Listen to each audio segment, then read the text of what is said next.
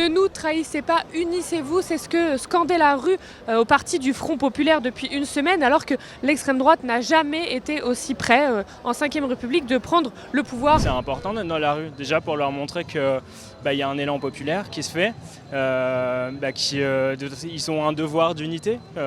Nos responsables politiques doivent construire cette unité dans le débat démocratique, dans le dialogue, dans l'apaisement.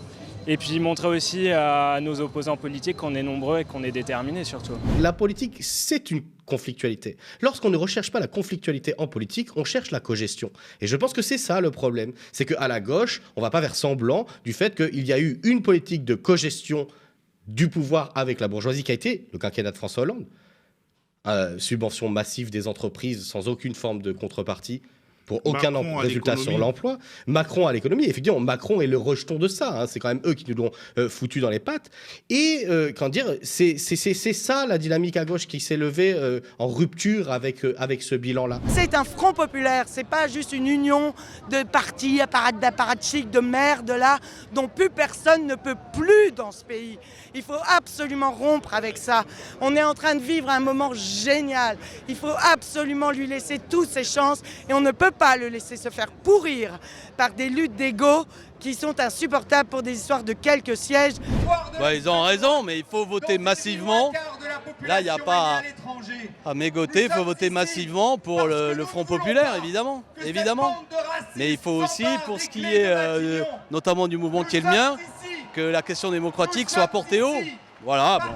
J'ai changé avec lui cordialement, je ne comprends pas. Ça m'a fait de la peine de parler de moi en termes de gens, on ne sait même pas qui c'est, alors que ça fait 10 ans qu'ils peuvent compter sur moi quand ils ont besoin de faire des PPL, quand ils ont besoin de faire des choses au sein du livret santé pour leur donner les éléments et tout en sortant du boulot. J'ai fait ça bénévolement depuis plus de 10 ans. Ils ont émis des critiques. Est-ce que c'est grave d'avoir des désaccords sur ces points? Est-ce qu'on peut en discuter? Apparemment, on ne peut pas, puisqu'il n'y a pas de lieu à la France insoumise pour avoir des débats politiques. Donc, ils ont émis leur opinion, et donc, au bout du bout, on les jarte. Ce qu'on demande aujourd'hui aux différents appareils, c'est de faire en sorte que le nouveau Front Populaire l'emporte. Ensuite, on verra les équilibres à l'Assemblée nationale, il y aura du débat à l'Assemblée nationale, il y aura de la politique à l'Assemblée nationale, mais on a 2 semaines pour gagner les élections et faisons en sorte de mettre toutes les énergies pour la victoire. L'unité, c'est pas l'unité des appareils, c'est pas l'unité des logos, c'est l'unité derrière quoi? Et que nos peurs, nos craintes vis-à-vis de l'extrême droite, elles ne peuvent pas être instrumentalisées pour fermer nos gueules et pour, comme certains disent, manger de la merde. Non, nous, on pense que face à l'extrême droite, il y a la nécessité de faire un bloc de résistance, d'accord? On dit que c'est pas uniquement électoral, mais c'est aussi et surtout dans la rue, dans nos mobilisations, mais c'est aussi, on a le droit de discuter un peu du programme. Il y a une chose sur laquelle tout le monde s'est mis d'accord, c'est le programme. Le programme, il n'a pas été contesté, depuis vendredi, il a été publié, il a été présenté par tous les partis en conférence de presse, tout le monde est d'accord sur ce programme. L'application, c'est pas fait, hein. Il y a beaucoup de militants qui disent dès le lendemain de la victoire potentielle. C'est pour ça qu'on est là aussi.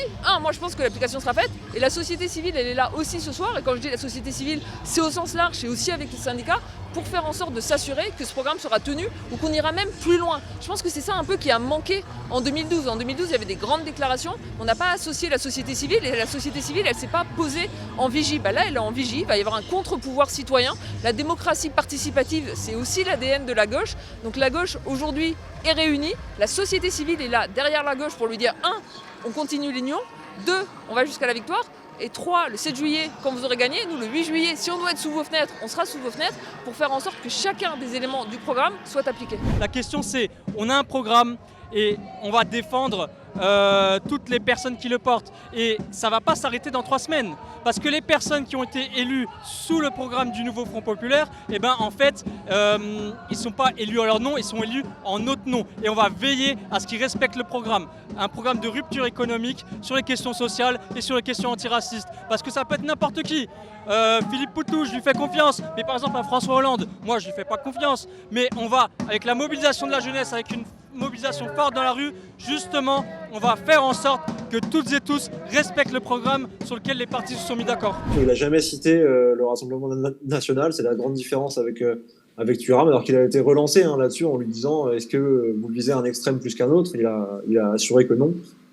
Donc ça peut en effet être un peu ambigu, ça peut être le petit regret, on va dire, de sa prise de position qui manque de clarté par rapport au RN et qui met peut-être sur sur un même pied d'égalité RN et extrême gauche, alors que ce sont quand même des idées différentes, même si on peut avoir maintenant son avis. Après, voilà, il a un avis, j'imagine, politique, on le sait, proche d'Emmanuel Macron, et on peut comprendre aussi sa prise de position comme, non pas un appel au vote pour le camp d'Emmanuel Macron, mais ça peut y ressembler un petit peu en tout cas. Il a dit, moi j'ai envie d'être fier du maillot que je porte le 7. Moi, ça me semble éloquent, alors peut-être qu'on peut le comprendre de différentes manières, mais je trouve qu'il a déjà du courage de s'exprimer et de prendre position sur un sujet comme ça. On sait aussi que par le passé, à la mort du jeune Naël, il avait pris des positions qui faisaient montre d'un certain engagement politique.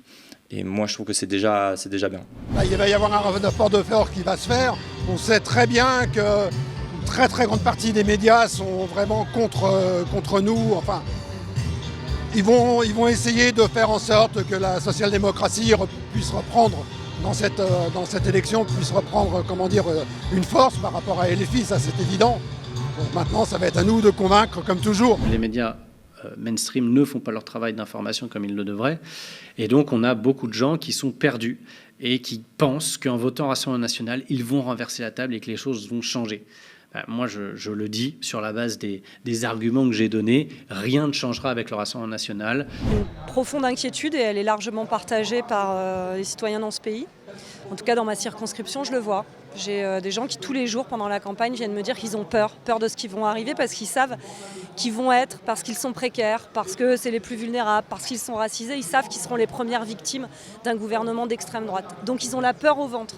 Et cette peur, elle peut se transformer en espoir, en mobilisation, et c'est ça qu'on essaye de faire au travers de la campagne, parce qu'avec le Front populaire, il y a cet espoir-là. La première chose, ce dont souffre la France, c'est non pas du déficit, c'est de l'insuffisance de dépenses pour les êtres humains et d'un coût considérable du capital, d'un étouffement par le capital et la finance.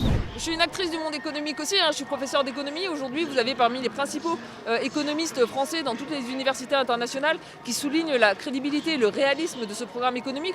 Donc non, ils n'ont aucune raison de s'inquiéter. Par contre, ils ont une raison de s'inquiéter, et ça c'est ce qu'on voit sur les marchés, c'est si le Rassemblement national arrive au pouvoir. Front populaire, on propose une alternative crédible au Rassemblement national avec un programme qui est chiffré, qui est détaillé, qui est un programme de relance économique, un programme en termes de pouvoir d'achat, qui est aussi un programme qui permettra la réindustrialisation sur le territoire, une diminution du chômage et finalement une politique qui sera non seulement une politique de l'offre, mais une politique de la demande, ce dont on a manqué au cours des 7 dernières années sous Emmanuel Macron. Donc les marchés financiers ont toutes les raisons finalement d'être plutôt rassurés face à cette alternative politique. Et même les capitalistes, même les personnes les plus à droite économiquement, elles aussi, elles n'ont pas à s'inquiéter de votre programme ? Ah, alors attendez, si vous prenez... ça dépend ce que vous appelez s'inquiéter. Moi, personnellement, si j'avais 100 millions, 500 millions ou 1 milliard d'euros, je serais plutôt heureuse de contribuer au financement des services publics, à la justice sociale, à la redistribution et à l'augmentation du salaire minimum. Au Parlement européen, un certain nombre de lois sur la transition écologique ont été votées, qui se basent sur l'extraction des minerais. On veut changer de système aujourd'hui, on veut passer, par exemple, à l'électrique. On veut décarboner son économie aujourd'hui en Europe. Ce qui peut être une cause noble. Mais le problème de ce regard-là, c'est qu'on ne prend pas en compte d'où proviendraient ces minerais-là. Et je peux vous dire qu'aujourd'hui, le Congo est ce qu'ils veulent bien appeler pays solution, alors que nous souffrons par là, parce que 60% du cobalt mondial provient de la RDC, 80% du coltan mondial provient de la RDC. Nous sommes deuxième producteur du cuivre mondial. Et j'en passe. On a encore trouvé du lithium aujourd'hui en RDC, qui est le premier réservoir du lithium non exploité au monde. Sans parler de la forêt et du pétrole et autres. Et j'en passe. Et donc tout ceci constitue pour nous une menace. Pourquoi ? Parce que nous avons plus de 130 bandes armées au Congo qui sont tous financés par des entreprises extractivistes qui viennent d'ailleurs, dont l'objectif est de fabriquer des voitures électriques, puisque c'est devenu les symboles de la transition écologique. J'ai l'impression qu'il écoute quand même pas grand-chose, Macron, quoi. Il y a eu le terme de forcené que je trouve assez juste, mais c'est surtout c'est un homme dangereux pour le pays, Emmanuel Macron. Et ce qu'il vient de faire le prouve encore une fois. Retour au calme se profilait en Nouvelle-Calédonie. Christian Tin, ainsi que 7 autres membres de la cellule de coordination des actions de terrain, la CCAT, ont été arrêtés ce matin. Les 8 membres du groupe indépendantiste sont accusés par les autorités d'être les commanditaires de violences ayant secoué l'archipel français à la suite de l'annonce de la loi de réforme constitutionnelle sur un dégel du corps électoral. L'Union calédonienne dénonce ces arrestations, je cite, abusives, alors que des responsables locaux anti-indépendantistes et des miliciens criminels se pavanent en toute liberté. Il n'y a que deux solutions en réalité. Soit l'extrême droite gagne, et là nous devons être en résistance, soit en réalité c'est le nouveau Front populaire qui s'impose. Et je pense que nous avons toutes les cartes en main pour renverser la table dans les 15 jours qui arrivent. L'ère Macron est terminée. Dans quelques jours, il n'en restera plus rien. Et nous, ce que nous proposons, c'est une rupture. Le programme de gauche, qui a repris un certain nombre d'éléments de la NUPES, a été soutenu par plus d'une centaine d'économistes, dont des économistes très sérieux, c'est-à-dire des économistes qui ont fait des études mainstream, qui enseignent dans des établissements parfaitement mainstream, type Sciences Po ou des universités américaines, et qui ont rejoint le programme de la NUPES en disant que c'était un programme très sérieux. Ce qui n'est pas le cas du programme du RN. Le programme du RN n'a jamais été soutenu par des économistes. Sur l'augmentation du SMIC et des salaires en général, Jordan Bardella vous a attaqué en disant que ça allait appauvrir les TPE, les PME, que ça allait faire du mal aux patrons. Qu'est-ce que vous répondez sur ce genre d'argument ? Je réponds tout simplement que, d'abord, le taux de marge des entreprises françaises a monté ces dernières années. Donc, en moyenne, elles ont les moyens de supporter ces hausses du SMIC, et ce serait quand même bien que la répartition travail-capital qui s'est beaucoup dégradée dans notre pays revienne un petit peu vers le travail, ce serait quand même la moindre des choses. Et puis pour les entreprises qui ont des difficultés spécifiques, on ne va pas les laisser tomber, hein. On n'est pas là pour détruire de l'emploi. Donc sur celles qui ont des difficultés spécifiques, il y aura un système d'accompagnement qu'on est en train d'élaborer avec les différents partenaires pour avoir là un crédit d'impôt ou un autre outil, on est en train de réfléchir là-dessus, qui nous permettent de faire face dans les petites entreprises qui auraient des difficultés. Ce n'est pas le cas de toutes, Dieu merci, dans notre pays. Il y a des gens qui peuvent faire des augmentations de salaire.